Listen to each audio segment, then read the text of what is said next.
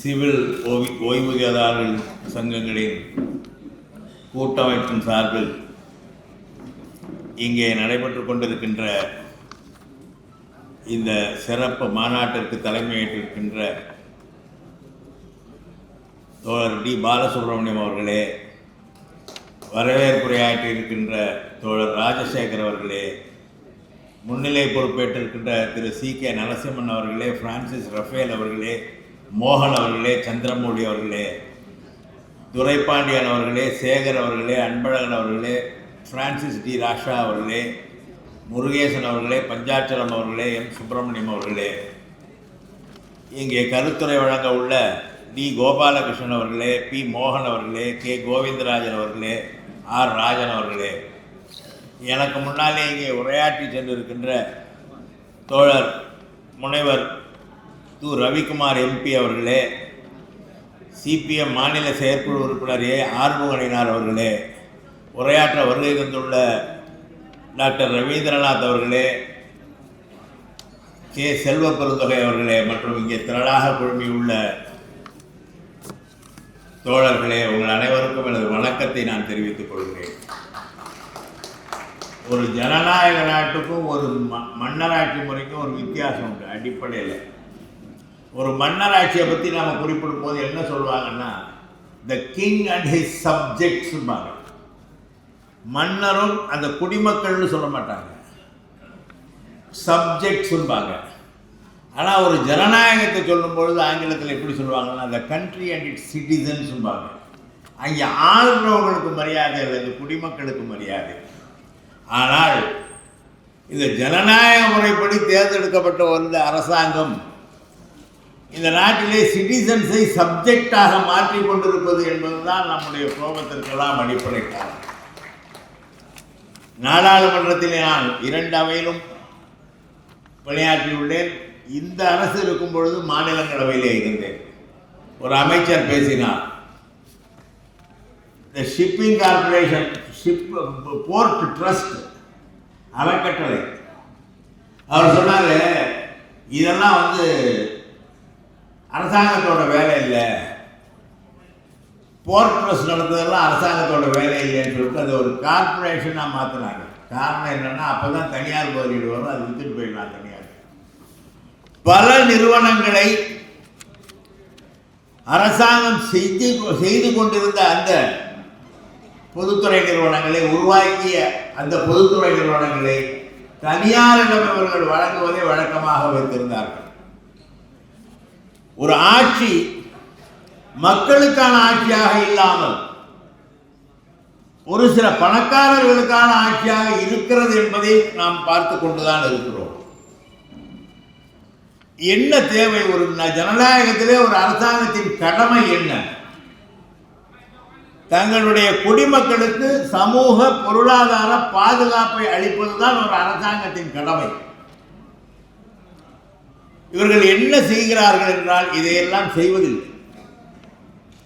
பலமுறை நான் நாடாளுமன்றத்தில் பேசினேன். நாடாளுமன்றத்தில் ஒரு உறுப்பினர், ஆளுங்கட்சியை சேர்ந்த உறுப்பினர், ஒரு நிதிநிலை அறிக்கையிலே பேசினார், நாங்கள் சிறப்பாக ஆட்சி செய்கிறோம், வங்கிகளிலெல்லாம் லாபம் அதிகமாக வருகிறது, வங்கிகளிலே லாபம் அதிகமாக வருகிறது என்று இவர் மகிழ்ச்சியோடு சொன்னார். அடுத்து நான் பேசும்போது சொன்னேன், நீங்கள் ஆட்சிக்கு வர்றதுக்கு முன்னால் வங்கிகளில் ஃபிக்ஸட் டெபாசிட்டுக்கு 12% 13% இன்ட்ரெஸ்ட் கொடுத்துட்டு இருந்தாங்க. நீங்கள் வந்தோன்னா 5% 6% ஆக்கிட்டீங்க. அதே போல் சேவிங்ஸ் பேங்க் அக்கௌண்ட்டுக்கு 5% இருந்துச்சு, இப்போ 2.5% ஆக்கிட்டீங்கன்னு. நானும் வங்கியிலிருந்து ஓய்வு பெற்ற உங்களை போன்ற ஒருவர் என்ற முறையிலே வட்டியை குறைஞ்சிட்டா அப்புறம் லாபம் தான் வரும். இப்போ நீங்கள்லாம் இங்கே ஓய்வூதியதாரர்கள் இருக்கிறீங்க, உங்கள் ரிட்டையர்மெண்ட் பெனிஃபிட்டில் ஒரு 2 லட்சம் 3 லட்சம் 5 லட்சம் வந்துச்சுன்னா அதை வங்கியில் போட்டு வச்சுருந்தீங்கன்னா, ஒரு 5 வருஷத்துக்கு போட்டிருந்தீங்கன்னா ஒரு காலத்தில் 12,60,000 ரூபா வருஷத்துக்கு வரும். இப்போ அவங்க கொடுக்குறது 6%. என்ன வரும்? அதில் பாதி தான் வரும். இப்படி எல்லா வகையிலும் மக்களை துன்புறுத்துவதற்காக, பொருளாதார ரீதியில் சிக்கலிலே வைத்திருப்பதற்காக ஒரு அரசாங்கம் இருக்கிறது என்பதை இந்த ஓய்வூதிய பிரச்சனையிலும் அவர்கள் காட்டிக் கொண்டிருக்கிறார்கள். ஒரு முறை அம்மையார் நிதியமைச்சர் பேசும்பொழுது சொன்னார்கள், minimum government and maximum governance சொன்னாங்க. என்ன minimum government and maximum governance நான் பேசும்போது சொன்னேன், அது அமெரிக்காவில் உள்ள ஒரு பிரசிடென்ட் அவர் சொன்னாரா minimum government and maximum governance. நான் சொன்னேன், அது அமெரிக்காவில் உள்ள பிரசிடென்ட் சொன்னது அது அமெரிக்காவுக்கு பொருந்தும். அங்கே நம்மை போல 3 மடங்கு நிலப்பரப்பு அதிகம், இந்தியாவை போன்ற 3 மடங்கு நிலப்பரப்பு, மக்கள் தொகை நம்மில் 1/3 மக்கள் தொகை. இது அமெரிக்கா. அங்கே இது பொருந்தும் அப்படி சொல்லிட்டு சொன்னேன். an eagle can fly any height but the peacock should dance from the floor. அவங்க தேசிய பறவை ஈகிள், நம்ம தேசிய பறவை மயில். ஈகிள் எவ்வளவு வயதுக்கு வேணாலும் பறக்கலாம், ஆனால் மயில் கீழே நின்று நடனம் ஆட வேண்டும். நீங்கள் அதே போல் நீங்களும் பறக்க நினைக்காதீர்கள். எல்லா வகையிலும் இந்த அரசாங்கம் மக்களை பற்றி கவலைப்படுவதில்லை.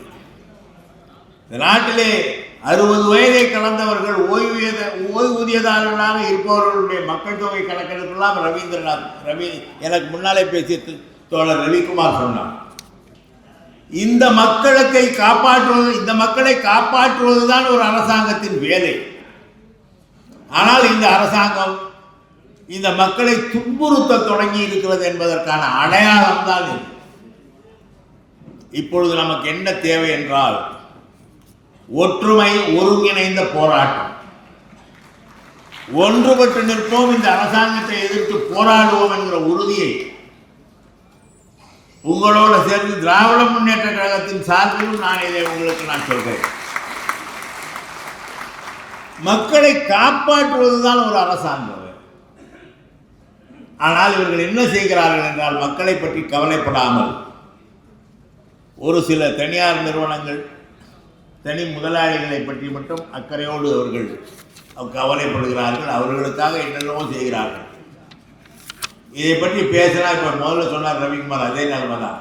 நாடாளுமன்றம் என்பது தேர்ந்தெடுக்கப்பட்ட ஒவ்வொரு உறுப்பினருக்குமான அவை, ஆளுங்கட்சிக்கு மட்டுமான அவை இல்லை.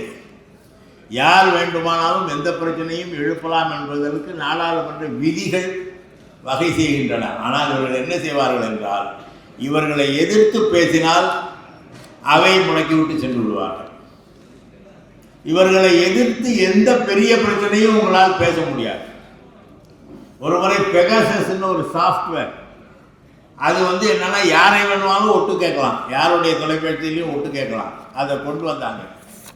அப்போ அதை பற்றி அது தவறாகுதுன்னு சொன்னப்போ ஒரு அமைச்சர் பேசுகிறார், அந்த துறை அமைச்சர், பெகாசஸ்ங்கிறது அரசாங்கத்தில் யார் வேணாலும் ஓப்பன் மார்க்கெட்டில் வாங்கலாங்க, அது ஓப்பன் சாஃப்ட்வேர். 2 நாள் கழிச்சு இஸ்ரேல் அரசாங்கம் சொல்லுது, இதை நாங்கள் அரசாங்கத்துக்கு மட்டும்தான் விற்போம், தனியாரிடம் விற்க மாட்டோம் என்று சொல்கிறார்கள். துணிந்து பொய்யை நாடாளுமன்றத்திலேயே சொல்வார்கள். அதை எதிர்த்து கேட்டால் அவை ஒத்தி வைக்கப்படும். எப்படி அவை நடத்துகிறார்கள்? மக்களை பற்றி கவலைப்படாத ஒரு அரசாங்கம். எதற்காக இவர்கள் ஆட்சி செய்கிறார்கள் என்றே தெரியவில்லை. என்ன நன்மை நடந்தது இந்த நாட்டில் என்றால் ஒன்றுமில்லை. இப்போ ரீசெண்டாக இன்னொரு பெரிய சாதனை செஞ்சுட்டாங்க. இவங்க இந்த மாநில அரசை பிக் பாக்கெட் அடிச்சிட்டாங்க. மாநில அரசுலேருந்து பிக் பாக்கெட் அடிச்சிட்டாங்க. மாநில அரசின் வரி வருவாய் என்பது விற்பனை வரி தான் மாநில அரசின் முக்கியமான வரி வருவாய். இதை ஜிஎஸ்டிங்கிற பேரில் எடுத்துக்கிட்டு அந்த ஜிஎஸ்டிக்கு எவ்வளவு மாநிலத்துக்கும் ஒன்றிய அரசுக்கும் ஷேர் கூட்டுறது. இதில் ஜிஎஸ்டியில் இன்னொரு கொடுமை என்ன தெரியுமா? ரொம்ப பேருக்கு தெரியாது. இந்த மாநிலத்திலே உருவாக்கப்படுகிற, உற்பத்தி செய்யப்படுகிற ஒரு பொருளுக்கு ஒரு காலத்தில் ஜிஎஸ்டிக்கு முன்னால் இந்த மாநில அரசு வரி விதிக்கும், அதை வாங்கிக் கொள்ளும். ஆனால் இப்பொழுது ஜிஎஸ்டியில் இந்த மாநிலத்திலே உற்பத்தி செய்கிற ஒரு பொருள் கூட எந்த மாநிலத்திலே விற்பனை ஆகிறதோ அந்த மாநில கணக்கிலே அந்த வரி போகும், நமக்கு வர வேண்டிய வரி வராது. இங்கே மோட்டர் கார் இங்கே தான் அதிகமாக செய்கிறாங்கன்னு நினைக்கிறேன். ஆனால் அதற்கான வரி எந்த மாநிலத்தில் அந்த காரை விற்கிறாங்களோ அந்த கணக்கில் போய்டும், நமக்கு வராது. டெக்ஸ்டைல்ஸு ஈரோடில் திருப்பூரில் செய்யலாம், அதுவும் அப்படிதான். இப்படி இங்கே உழைக்கிற மக்களுக்கு இதனால் பலன் இல்லை. மாநில அரசுகளை நிதி நெருக்கடியிலே தள்ளுகிறார்கள். எங்கே நாங்கள் ஏதாச்சும் நல்லது செஞ்சிட போகிறோம்னு எங்களையும் மாட்டி விடுறாங்க. வேற ஒன்றும் இல்லை. இந்த மாநில அரசு இந்த ஓய்வூதியாளர்களுக்கு ஏதாச்சும் ஒரு திட்டம் கொண்டு வந்துச்சுன்னா நாம் கொடுக்கக்கூடாதுன்னு நினைக்கிறோம். அவங்க கொண்டு வந்துட்டாங்கன்னா என்ன பண்ணுறது? மாநில அரசுகிட்ட இந்த நிதி வாய்ப்பு கொடுங்க. அதை விட கொடுமை இந்த பட்ஜெட்டில் எனக்கு தெரிஞ்சு முதல் முறையாக ஒரு பட்ஜெட்டில் 17.5 லட்சம் கோடி ரூபாய் கடன் வாங்குவதற்காக அனுமதியை கேட்டு பட்ஜெட்டிலே சொல்லியிருக்காங்க. இந்த பட்ஜெட்டில் ஒரு அரசாங்கம் 17.5 லட்சம் கோடி ரூபாய் நாங்கள் கடன் வாங்குறதுக்கு அனுமதி கொடுங்கன்னு பட்ஜெட்டில் கேட்டது அநேகமாக இதுதான் முதல் முறையாக இருக்கும் என்று நினைக்கிறேன். இவ்வளவு பணத்தையும் எடுத்துக்கொண்டு 17.5 லட்சம் கோடி ரூபாய் கடன் வாங்குறதுக்கு அனுமதி கேட்குறாங்கன்னா இது மக்களை ஏமாத்துறதுக்கு தான், வேற ஒன்றும் இல்லை. நீங்கள் போய் எங்கள் பென்ஷனை நீ ரிவைஸ் பண்ணுன்னா பாருங்கள், நாங்களே கடன் வாங்கிட்டு இருக்கோம்னு சொல்லி உங்களை ஏமாத்துறோம். நம்ம ஏமாற்றுவதற்காக செய்கிற செயல். அரசாங்கத்திடம் பணம் இல்லாமல் இல்லை. எல்லா வரி வருவாயும் மாநிலங்களுக்கு வந்து கொண்டிருந்த வரி வருவாய் கூட அவர்களுக்குத்தான் போகிறது. ஆனால் ஓய்வூதியாளர்களுக்கு ஓய்வூதியத்தை உயர்த்தி கொடுக்கவோ அல்லது ஏற்கனவே ஒப்புக்கொண்டதை நிறைவேற்றுவோ கூட அவர்களுக்கு மனம் வரவில்லை என்றால் இந்த நாட்டிலே இது மக்களுக்கான அரசாங்கமாக இல்லை, யாருக்கான அரசாங்கம் என்று நீங்களே புரிந்து கொள்ள வேண்டியது. மிக மோசமான நிலையில் ஒரு அரசாங்கம் இங்கே நடக்கிறது. பல திட்டங்கள், இந்த 100 நாள் வேலை வாய்ப்பு இருக்க, இது எப்படி வந்துச்சுங்கிறது சொல்றேன். அந்த 2008-10 காலத்தில் வந்து பொருளாதார நிலையிலே ஒரு தேக்க நிலை இருந்தது. என்னன்னா வாங்கும் சக்தி மக்களுக்கு இல்லை. அப்போதான் டாக்டர் மன்மோகன் சிங் இந்த திட்டத்தை கொண்டு வந்தார். விவசாய கிராம பகுதிகளிலே விவசாய காலம் என்பது 365 நாளில் வந்து ஒரு 150 நாள் 160 நாள் போயிடும். மிச்சம் இருக்கிற 100-200 நாளில் வந்து அவங்களுக்கு வேலை இருக்காது. விவசாயம் இல்லாத காலங்களில் ஒரு 100 நாட்களுக்கு வேறு வேலை கொடுத்து அவர்களுக்கு ஊதியம் கொடுப்போம். அந்த காலத்தில் அந்த மக்களுக்கு சம்பாதிப்பதற்கான ஒரு வாய்ப்பு கிடைக்கும் என்பதற்காக இந்த திட்டத்தை அவர் நிறைவேற்றினார். இது விவசாயம் நடைபெறாத காலங்களில் அந்த மக்களுக்கு வருவாய் இல்லை என்றால் அவர்கள் பெரும்பாலும் தினக்கூலி தொழிலாளர்கள். வருவாய் இல்லை, இப்படி ஒரு திட்டத்தை கொடுத்தால் அவர்களுக்கு வருவாய் கிடைக்கும் என்று கிராமப்புற மக்களுக்கு வருவாயை ஏற்படுத்த வேண்டும், அதன் மூலம் அவர்கள் வாங்கும் சக்தி அதிகரிக்கும் என்ற எண்ணத்திலே கொண்டு வரப்பட்ட திட்டம். இதை இப்பொழுது இவர்கள் மாநிலத்துக்கு தள்ளி விடுகிறார்கள். ஏன் இவர்களால் கொடுக்க முடியவில்லை? ஒன்றிய அரசின் திட்டம். இந்த திட்டத்திற்கு நிதி கொடுக்க அவர்கள் தயாராக. பல முறை நீங்கள் பார்த்தீங்கன்னா அந்த பட்ஜெட்டில் பார்த்தீங்கன்னா தெரியும், அந்த மன்ரேகா திட்டத்துக்கான அலோகேஷன் குறைஞ்சிக்கிட்டே வந்துச்சு. இவங்க முதல் வருஷத்தில் கொடுத்தது அடுத்த வருஷத்தில் குறைச்சிருவாங்க. 2000 கோடி 3000 கோடின்னு குறைஞ்சிக்கிட்டே வருவாங்க. ஏன்னா அது அவங்களுக்கு மக்கள் நன்றாக இருக்கக்கூடாது, மக்கள் சுகமாக இருக்கக்கூடாது. அவர்களுக்கு வேண்டிய ஒரு சிலர் நன்றாக இருந்தால் போதும். என்னென்னோ பேசினாங்க. நான் திமுக காரங்கிறதுனால சொல்றேன். இந்த 2Gயை பற்றி பெருசா பேசினாங்க. இந்த 5G இருந்துச்சு இல்ல, இந்த 5Gயில வந்து அதுவரை தொலைத்தொடர்பு துறையிலே எந்தவித முதலீடும் இல்லாமல் எந்த திட்டமும் இல்லாமல் இருந்த அதானி குழுமத்துக்கு 5G அலோகேஷன் பண்ணாங்க. ரிலையன்ஸாவது அம்பானியாவது ரிலையன்ஸ்னு ஒரு கம்பெனி வச்சு தொலைத்தொடர்பில் இருந்தார். அதானி இல்லை. இப்பொழுது 5G திட்டத்தில் அவங்க லைசன்ஸ் எடுத்துருக்காங்க, என்ன முறையில் எடுத்தாங்க, என்ன மினிமம் ப்ரைஸ் வச்சாங்க, எம்எஸ்பி என்ன மினிமம் சப்போர்ட் இது வச்சாங்க, காசு ஒன்றும் தெரியாது. ஆனால் அவங்களுக்கு வந்து 5G ஒதுக்கப்பட்டது. மக்களை எல்லா வகையிலும் ஏமாத்துகிறார்கள். இப்படி ஏமாற்றுகிற அரசாங்கம் இருக்கிறது. இந்த அரசாங்கத்தை எதிர்த்து இதில் நாம் தீர்வு காண வேண்டும் என்றால் நமக்குள்ள ஒரே வழி, இணைந்து போராடுவோம், எந்த நிலையிலும் விட்டுக் கொடுக்க மாட்டோம், எதற்காகவும் அஞ்ச மாட்டோம் என்ற ஒரு நிலைப்பாட்டை எடுத்து நம்முடைய நாடாளுமன்ற உறுப்பினர்கள் இதற்காக குரல் கொடுப்பதற்கு நான் ஏற்பாடு செய்கிறேன்.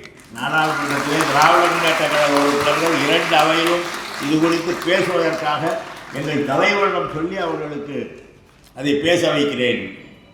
நாமும் இணைந்து போராடுவோம். இந்த போராட்டத்தில் திராவிட முன்னேற்ற கழகம் உங்களோடு இணைந்து நிற்கும் என்று சொல்லி இந்த வாய்ப்புக்கு நன்றி கூறி விடைபெறுகிறேன். வணக்கம்.